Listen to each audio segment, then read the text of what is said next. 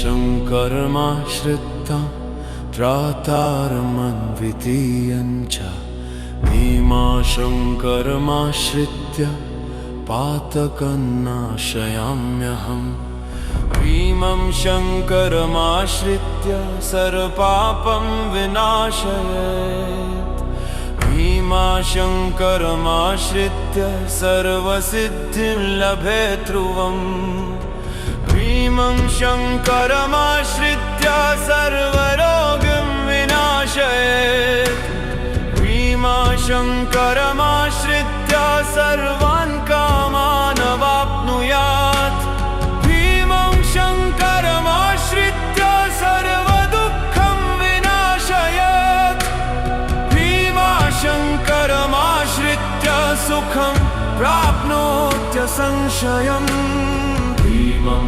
शङ्करमाश्रित्य धनं धान्यं च विन्दति भीमाशङ्करमाश्रित्य पुत्रपौत्रादिकं तथा भीमं शङ्करमाश्रित्य विद्यां बुद्धिं च विन्दति भीमाशङ्करमाश्रित्य सर्वं प्राप्नोत्यसंशयम् भीमं शङ्करमाश्रित्य मुक्तिं प्राप्नोत्यसंशयम् भीमाशङ्करमाश्रित्य शिवलोकं स गच्छति भीमं शङ्करमेकं जगतां त्रातारं द्वितीयं च भीमाशङ्करमाश्रित्य पातकं नाशयाम्यहम् भीमं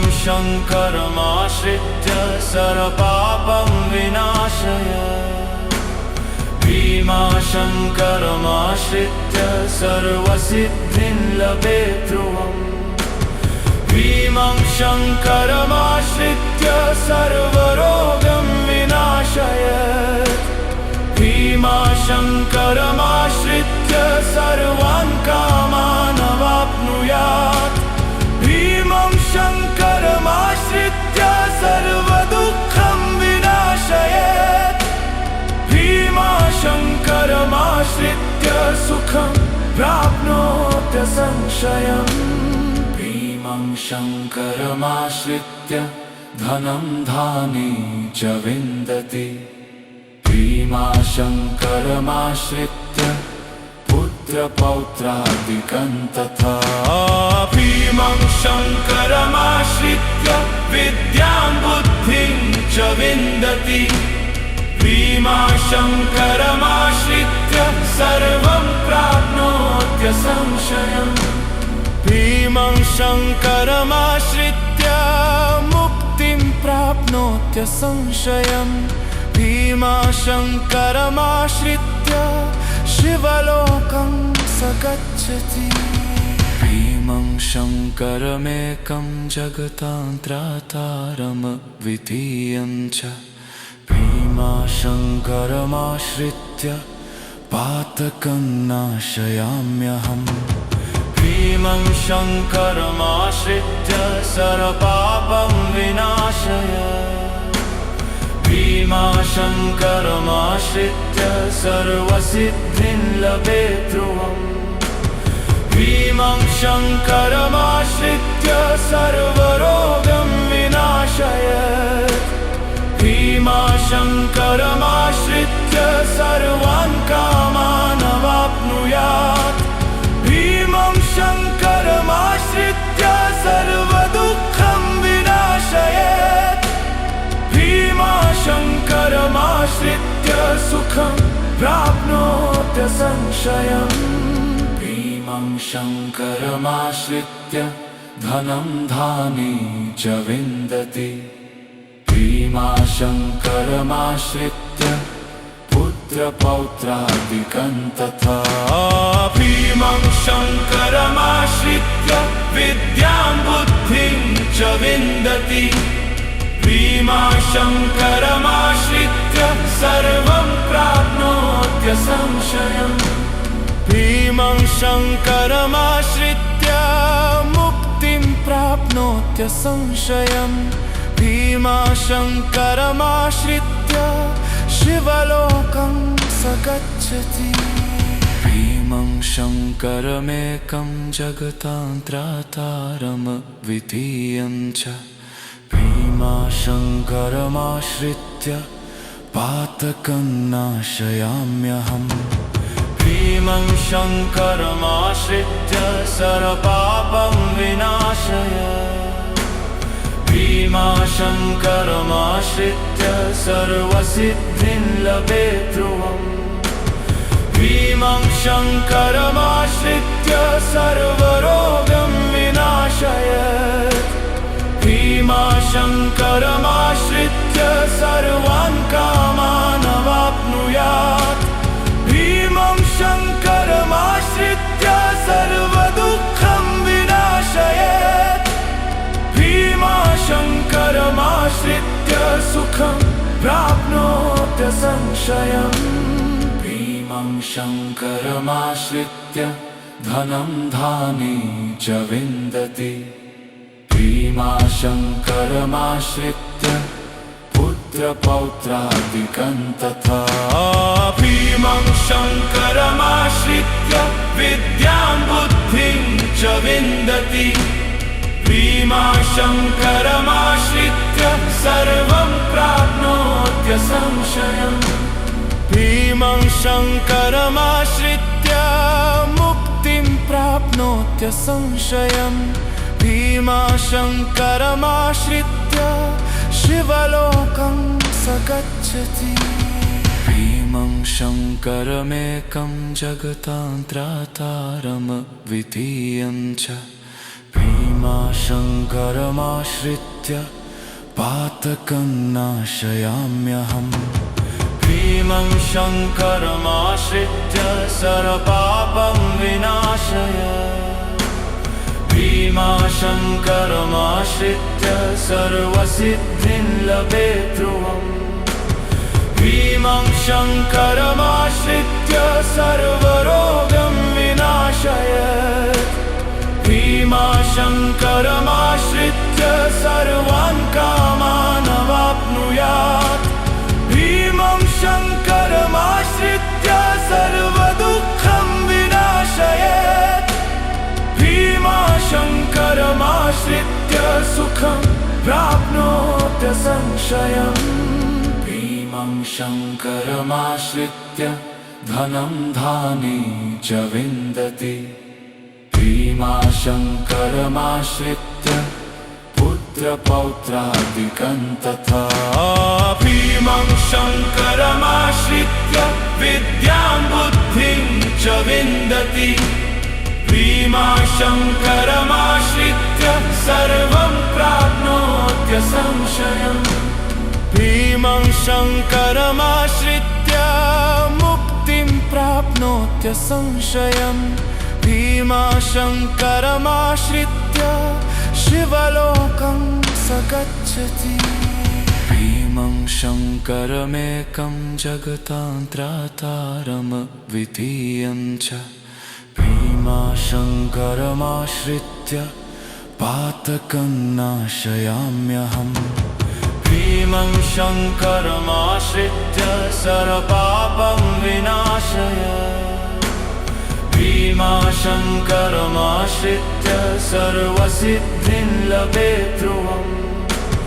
भीमं शङ्करमाश्रित्य सर्वरोगं विनाशयेत्। भीमाशङ्करमाश्रित्य सर्वान् कामान् अवाप्नुयात्। भीमं शङ्करमाश्रित्य सर्वदुःखं विनाशयेत्।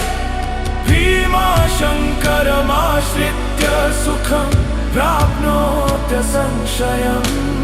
भीमं शङ्करमाश्रित्य धनं धान्ये च विन्दति। भीमाशङ्करमाश्रित्य पुत्रपौत्रादिकं तथा। भीमं शङ्करमाश्रित्य विद्यां बुद्धिं च विन्दति। भीमाशङ्करमाश्रित्य सर्वं प्राप्नोति संशयम्। भीमं शङ्करमाश्रित्य प्राप्नोत्य संशयम् भीमाशङ्करमाश्रित्य शिवलोकं स गच्छति भीमं शङ्करमेकं जगतान्त्रातारमद्वितीयं च भीमाशङ्करमाश्रित्य पातकं नाशयाम्यहम् भीमं शङ्करमाश्रित्य सर्वपापं विनाशय भीमाशङ्करमाश्रित्य सर्वसिद्धिं लभे ध्रुवम् भीमं शङ्करमाश्रित्य सर्वरोगं विनाशयत् भीमाशङ्करमाश्रित्य सर्वान् कामान् अवाप्नुयात् भीमं शङ्करमाश्रित्य सर्वदुःखं विनाशयेत्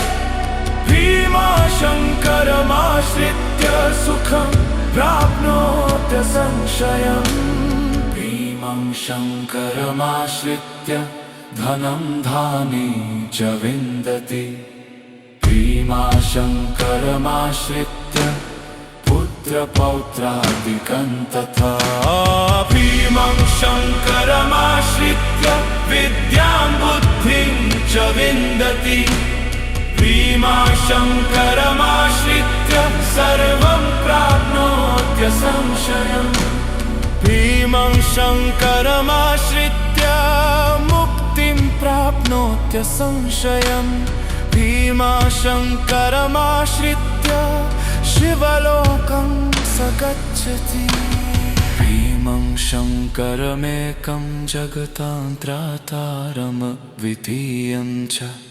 भीमाशङ्करमाश्रित्य पातकं नाशयाम्यहम् भीमं शङ्करमाश्रित्य सर्वपापं विनाशय भीमाशङ्करमाश्रित्य सर्वसिद्धिं लभे ध्रुवम् भीमं शङ्करमाश्रित्य सर्वरोगं विनाशयत् भीमाशङ्करमाश्रित्य सर्वान् कामान् अवाप्नुयात् भीमं शङ्करमाश्रित्य सर्वदुःखं विनाशयेत् भीमाशङ्करमाश्रित्य सुखं प्राप्नोत्य संशयम् भीमं शङ्करमाश्रित्य धनं धान्ये च विन्दति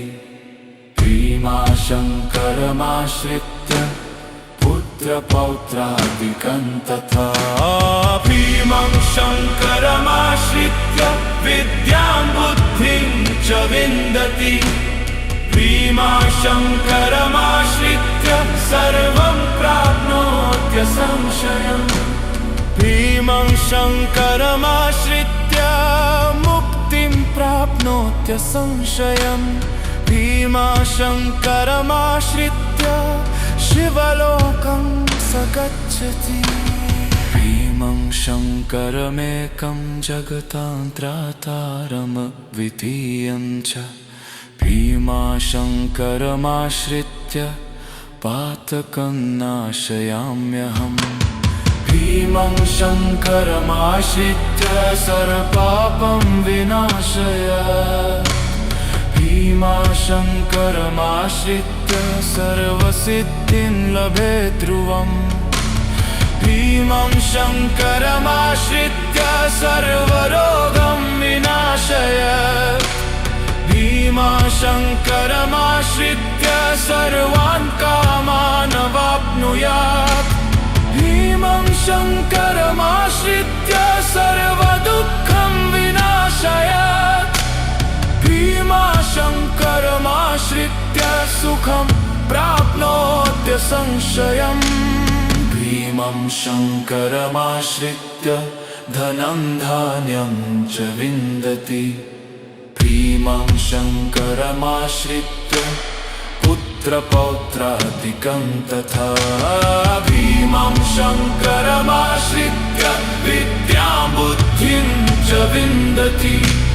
भीमाशङ्करमाश्रित्य सर्वप्राप्नोत्य संशयम् भीमं शङ्करमाश्रित्य